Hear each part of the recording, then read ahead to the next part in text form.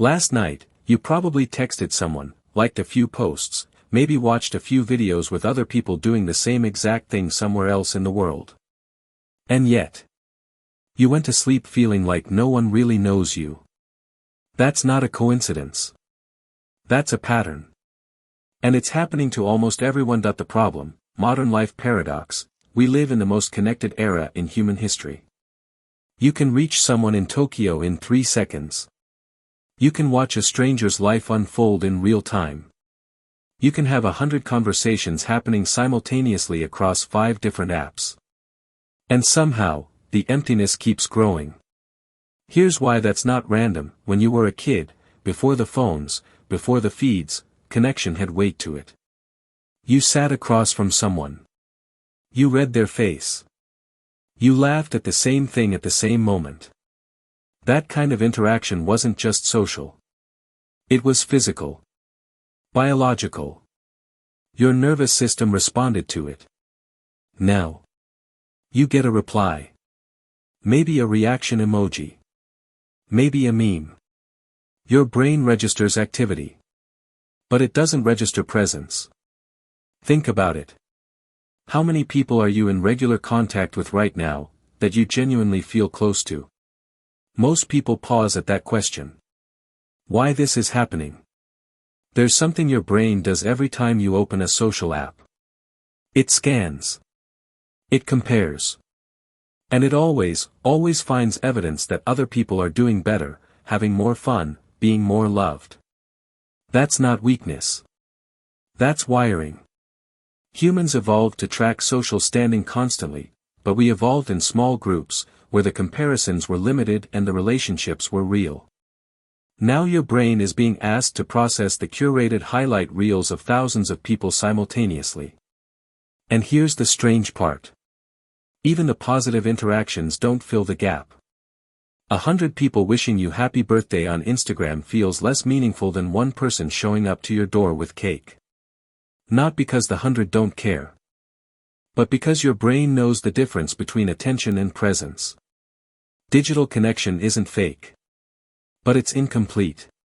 It's like eating food that has no nutritional value. You consume it, but the hunger comes back faster. So what do you actually do with this? Not, spend less time on your phone. You've heard that. It doesn't work as a standalone instruction. Here's what actually moves the needle. First, change how you use the tool. Instead of passively scrolling through someone's life, reach out and say something real. Not LOL or a fire emoji. Something honest. I was thinking about you.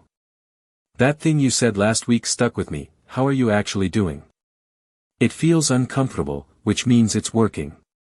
Most people are desperate for that kind of message and have no idea how to start it themselves.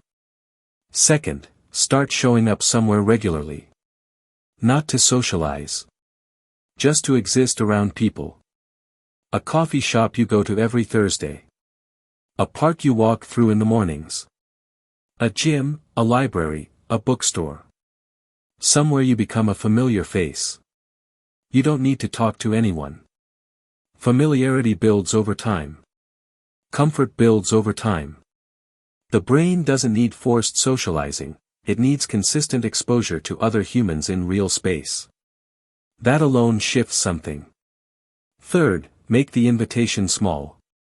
Most plans fall apart because we make them too big. We should hang out sometime is not an invitation.